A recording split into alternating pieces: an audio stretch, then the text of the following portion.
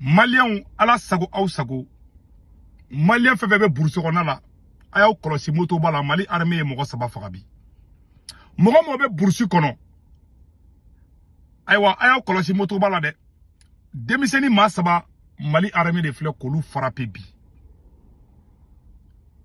A sebene fleur. Segu bourse kono dugu do de be ko sinzana. Sinzana ni kare ni nyonche. Malien ko Mali armée de fleur kata frappou kay. Ka demiseni ma saba bona onila. Aya kolosa moto ba intui. Suro beba don bebe turu yorodo. Bina ka mogo dogolen tede o teku. Ça dit netaro une décision. Et puis a une information do me ko kata ni nunu ni moto ba fefe be no ani tellement tiki ko bela jele ngata ko kata plaki ki ka moto la. Pour que ka mogo identifier ka bo tero la. Mais tero dogolen te Mali kono yorodo ndo o fle kidali. Ça dit ou dogolen te quoi, ça dit ta ba jafo ou dogolen te quoi. Ka fo ko dogolen te de ou rodonendo. Bon, ate shibo segu tongara teke konana. Asimi gota décision ta koka dama sena febe koka dama bejo. Ko samia bi. Samia ko tere alla ga soro ou ba ke ka koro. Mais bubu babel bora ka kuma mufo.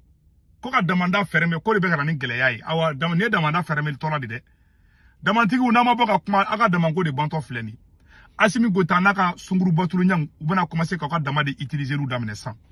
Ou y'a demandé à fermer Gaomar la Mali Nord là, ou y'a demandé à fermer.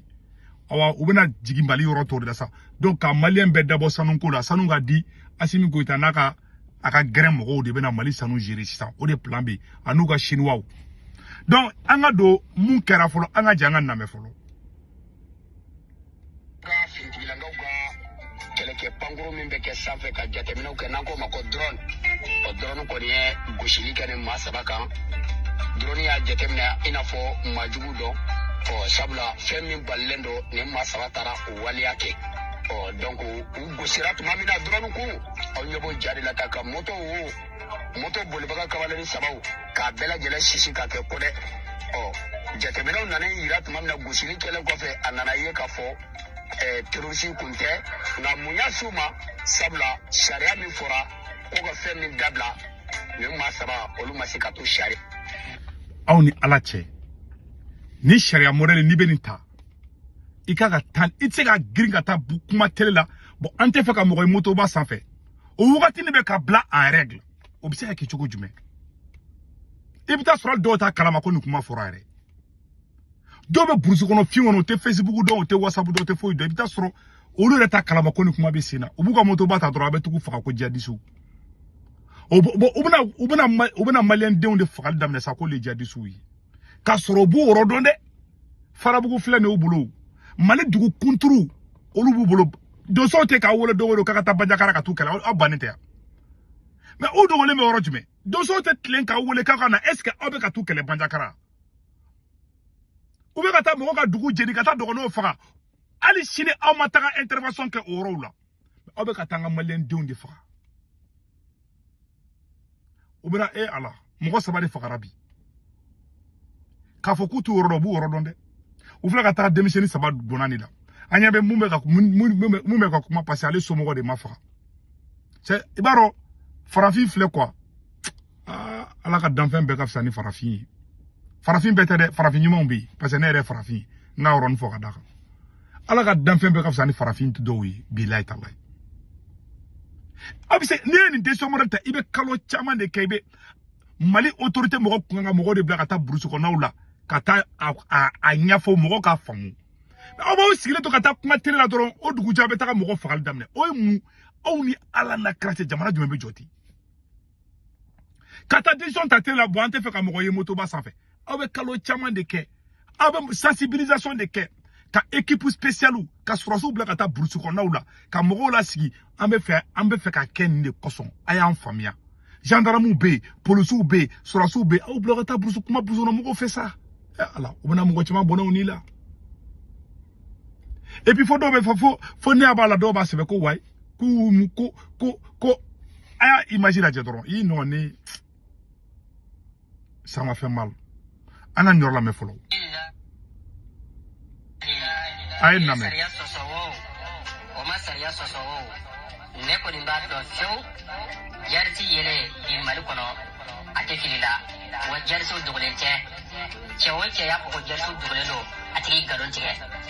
maa o maa y'a fɔ ko jarisiw dogolen don a tigi nkalon fin tigɛ population b'o yɔrɔ dɔn donso b'o yɔrɔ dɔn o armée b'o yɔrɔ dɔn o dogolen tɛ o daga yɔrɔw dɔnnen don ni ko in na walahi innocent caman bɛ taa lakara a bɛna kɛ degunba ye ka ɲɛsin population ma a bɛna kɛ kɔlɔlɔba ye ka ɲɛsin population ma kɔni bilahi drone sera ka ninnu bombarder ko drone hakili la ko maajugu don maajugu yɛlɛ bɛ fili wa maajugu yɛlɛ tɛ fili o drone aw sera ka ninnu bɛɛ viser ka ɲɛ ninnu contrôle bɛ aw bolo mais an ka réseau na o bɛna maaw faa cogoya min ka di olu ye o tɛ dogo yɛrɛ jamakulu a ka drone ma se k'o ye a ka drone ma se k'o viser aw ma se k'olu bɔ baara la janfan bɛ ko in kɔnɔ namara bɛ ko in kɔnɔ bilahi n'an bɛ taa an bɛ se ka cɛ tɛmɛ wala kana ni basigi an fasa kɔnɔ. A bɛɛ lajɛlen kuma in mɛn sisan donsow de bɛ bɔ mois de février tɛmɛnen donsow bɔra ka video kɛ ko Mali armée ka na k'u bɛ fɛ ka taa u ka yɔrɔ dɔ attaquer Mali armée ma na dɔgɔnɔw ka dugu jenina siɲɛ joli a y'a mɛn ko armée taara yen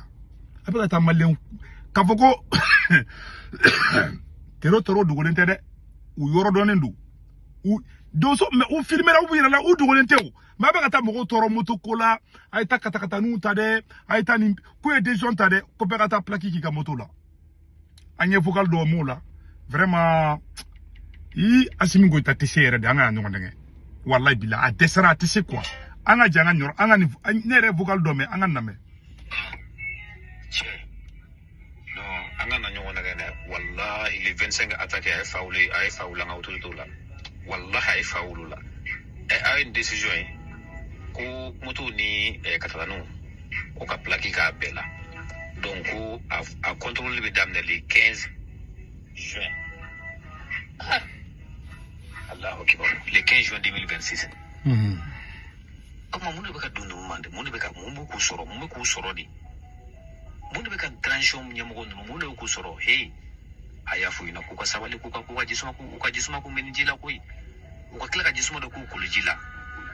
subhanallah cɛ an tɛ ni kuma la dɛ an tɛ ninnu fɛn sugu ninnu kuma la koyi ni sariya sugu appliqueli an t'a kuma la jamana ka kalan Allahu kibaru mɔgɔ min dayirimɛ yɛrɛ t'a bolo moto koloni de b'a bolo a bɛ ka dayirimɛ ɲini o bɛ se cogo di ko ka a tɔgɔ ta plaque k'a ka moto la b'u bolo yen a bɛ k'an bɛɛ ɲɛna kuma bɛ filɛ nin a bɛɛ lajɛlen y'a mɛn et puis u ye denmisɛnnin minnu faga a image filɛ nin ça fait pitié a image filɛ nin u ye denmisɛnnin minnu faga a image de filɛ tan u bɛ ka taa burusi kɔnɔ mɔgɔw de faga u ma mun ma bɔ ko moto b'a yiri bolo k'i bɛ fa mais u ni moto ba filɛ nin Bandiagara u bɛ ka taa dugukɔnɔduguw cɛ aw tɛ kuma aw bɛ sinɔgɔ de la ne bɛ video bila ala ka hɛrɛ kɛ Mali ye ala ka hɛrɛ kɛ Mali ye ala ka hɛrɛ kɛ Mali ye n bɛ dan o dɔrɔn de ma wallahi ça fait mal hein u taara denmisɛnnin fila bɔnnaw ni la ala muso ka kalo 9 kɛ k'a den wolo su ko dugujɛ dɔrɔn ka t'o faga minnu bɛ k'a fɔ ko u ma consigne de suit dɛ a don ta bɔ tan dɛ ni sariya sigira dɛ bɛɛ ka suit aw ni ala n'a kɛra cɛ ni décision modèle bɛ ta aw kan ka taa don burusi kɔnɔnaw la ka taa mɔgɔw la convaincu ka mɔgɔw la faamuya aw sigilen to a ka palais kɔrɔ dɔrɔn ka taa di o de to sɔrɔsi fanga bɛ tan de c'est comme ça IBK de la ka kuma fɛn kan je pense que IBK a l'habitude de parler de ça attendez là IBK de la ka kuma fɔ je pense que je dois avoir la vidéo là attendez une seconde là IBK de la ka kuma ko in kan IBK y'a fɔ dɛ IBK ko nin ko in ko voilà je pense que IBK de la ka kuma kan a yɔrɔ filɛ nin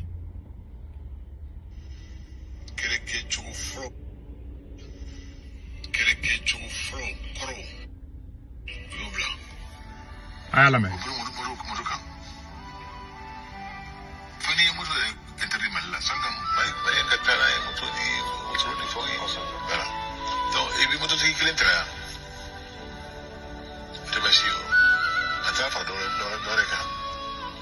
fila saba naani duuru dabi ndoka fa ugamnonta katunu fendo akeli mano krisi gradu okeli foka fensro femi kateli motoi femi modo sanfe no ye tankuru we ila banga dori voilà ibeka ko fen kele mise ka moto tigi ni kele ko e pangulundi be fila nya ko pangulundu ba bulu drone ba bulu avion ba bulu ay bursono moko to ça et puis mo mundo yoro doni du u kele me kata dugu control mine e dugu control bu tero bulu o le ka tu kala be kata baga mo ma ah damantigu na waski ni aka damanko de banende voilà ni aka damanko de ni bani o de kunda ka me